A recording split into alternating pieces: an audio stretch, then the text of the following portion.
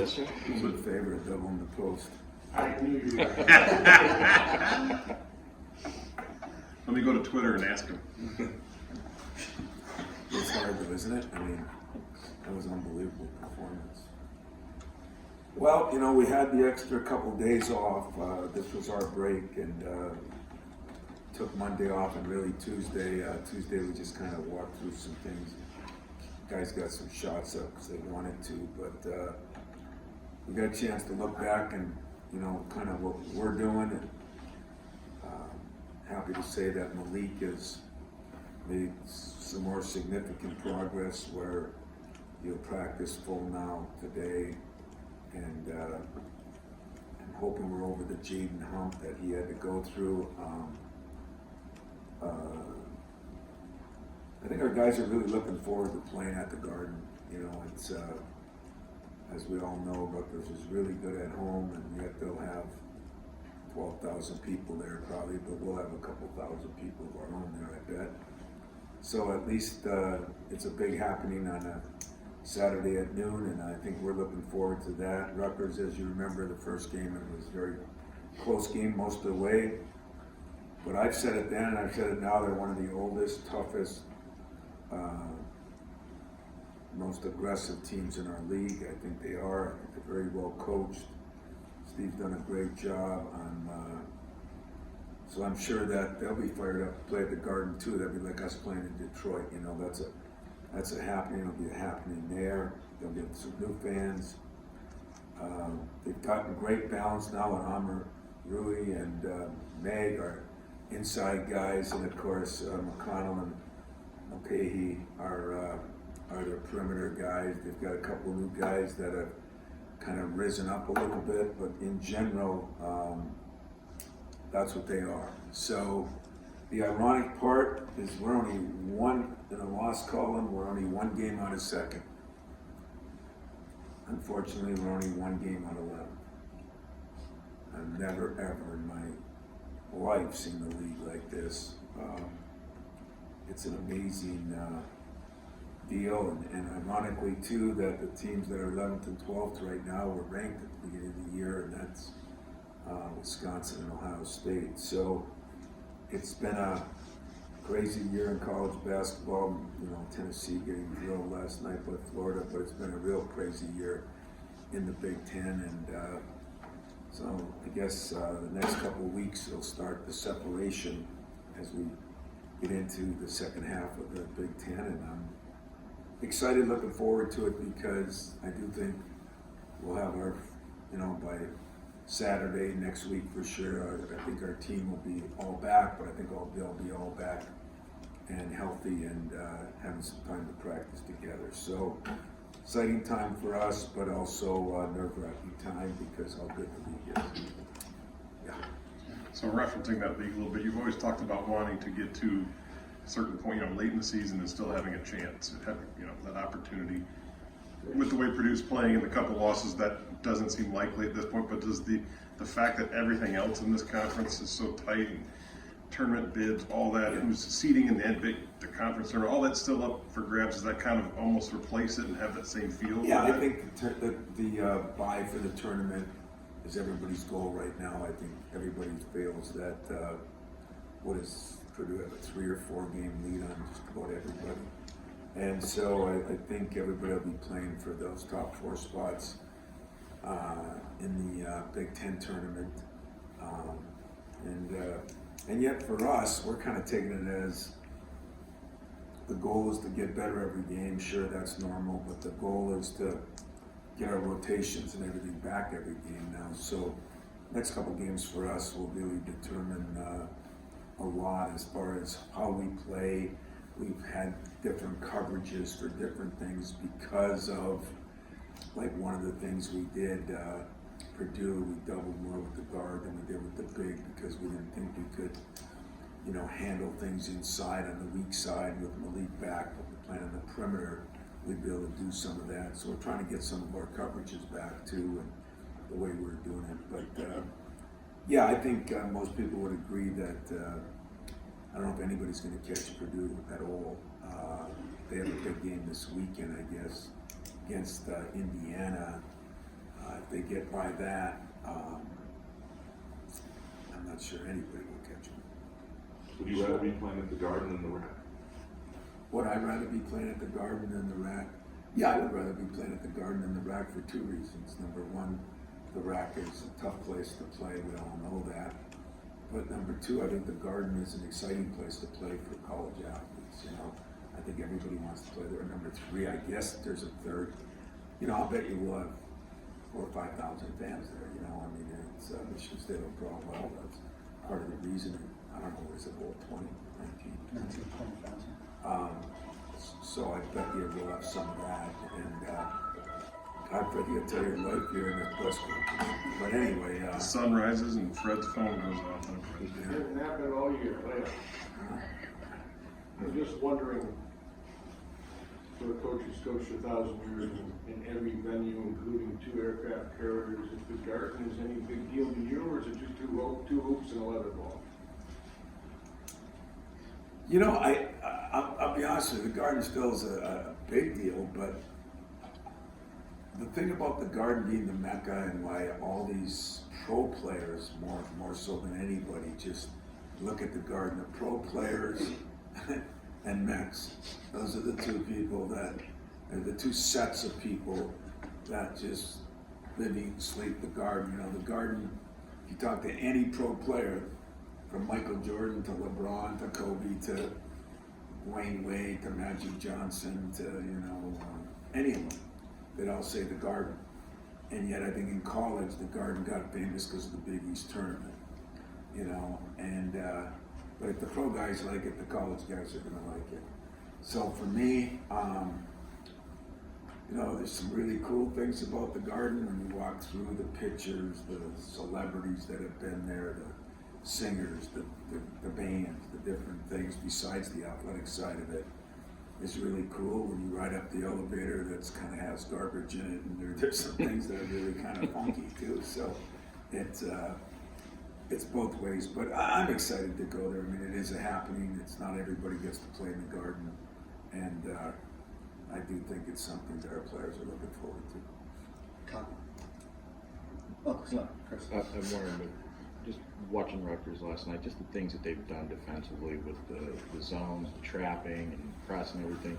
What has Steve done to kind of mix all that stuff up and make it? Well, it's funny because you're right.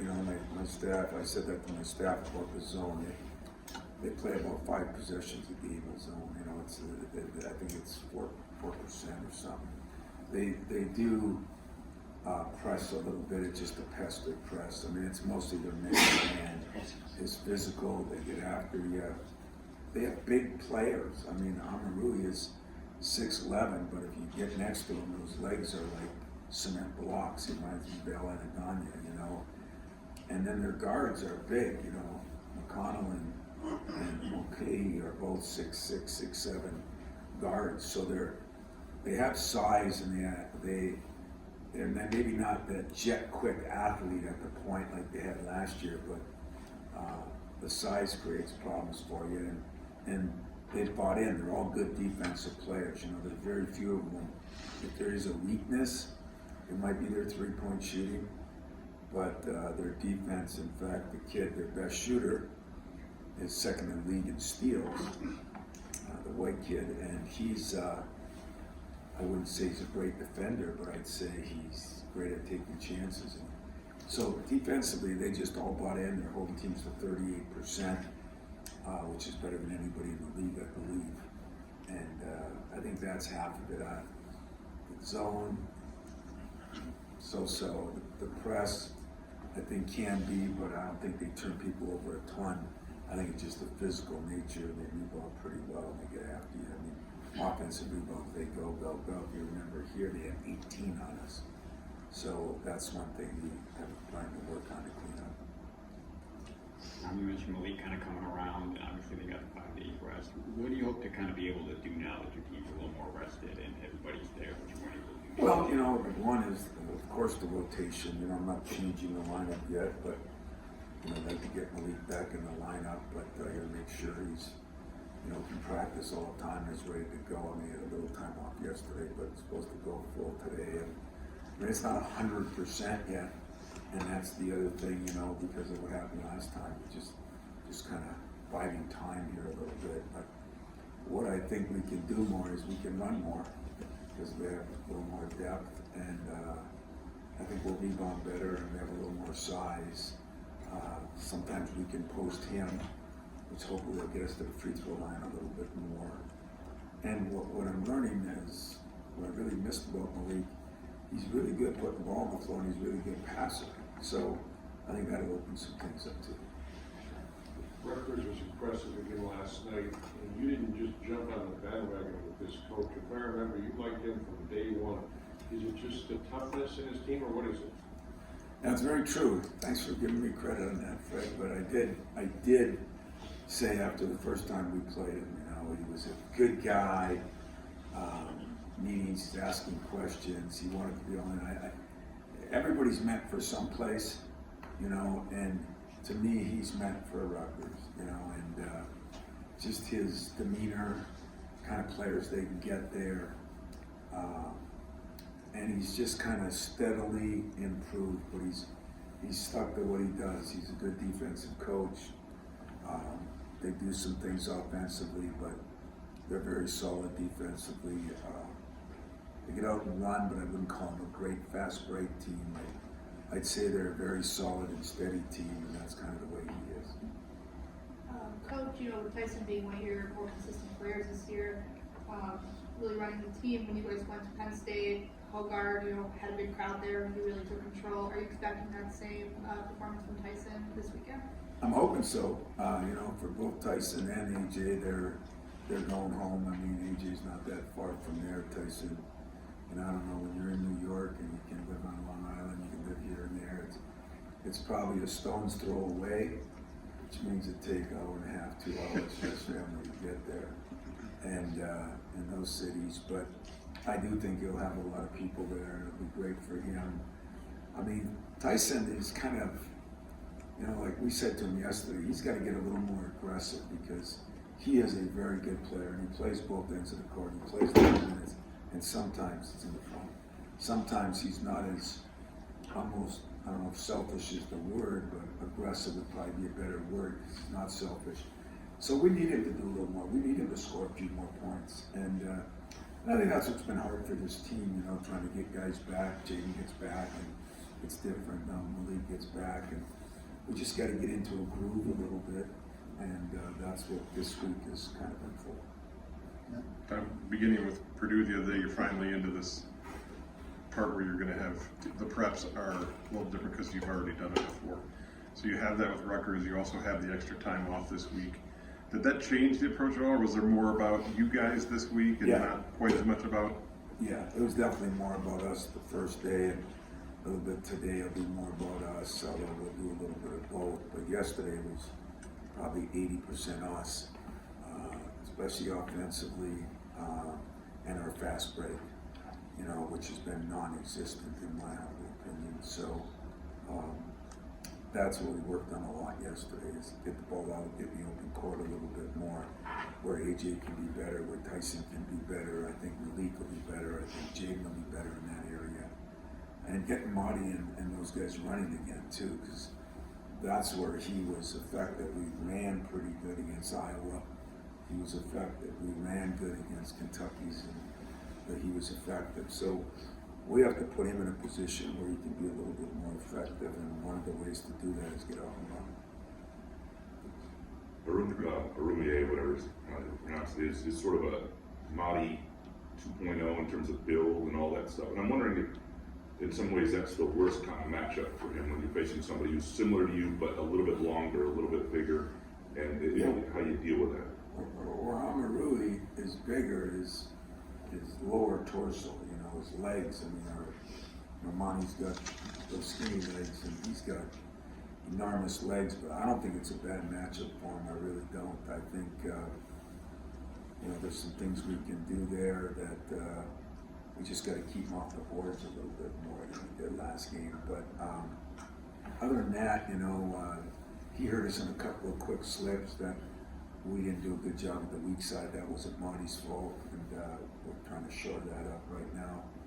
So I don't know what that, the matchup will be like. I think it'll be good. I think Omarui is a very good player.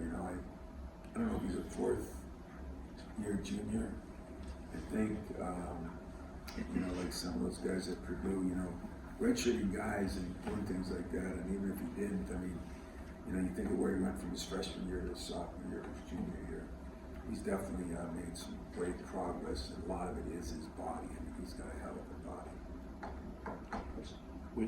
With Tyson, when we played at the Garden the first time, I think he only took 3 shots in that game.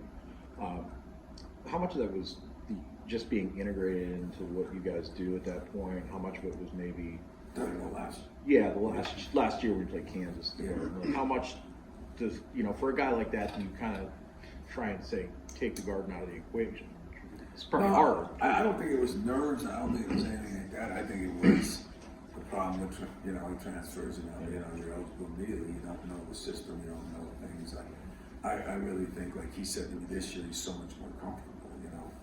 So I don't know. It'd be a good question to ask him. I don't think he was nervous, and sometimes he's so unselfish. We're trying to get him to be more selfish, be more aggressive.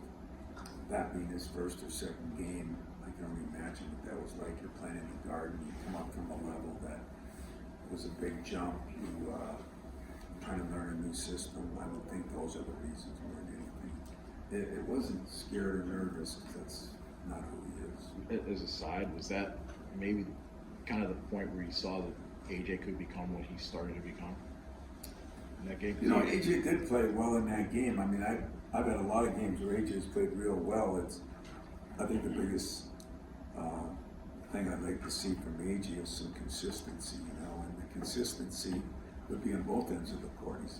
AJ can be one of the best defensive players in the whole league, and I do think the area that he would be the best in would be the open court, because he can push it. He's strong enough to get to the rim, and he's smart enough to hit other people. And if we're not running, I think that takes away a big part of his game. In that game, he was kind of a one-man break, but at the same time, he had it was early in the year, he wasn't playing the 30-some minutes that we kind of had to play everybody. And I think he was fresh, so hopefully now we'll be fresher and it'll be better. Coach, you've been saying, you need to see more out of Pierre. With this week off, having that time to practice, are you starting to see those things, or is he still not quite there yet?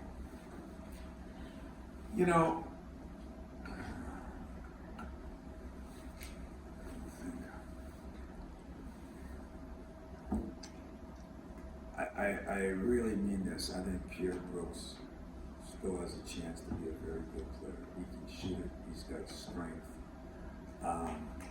He's got a decent basketball IQ. He does spend time on the game.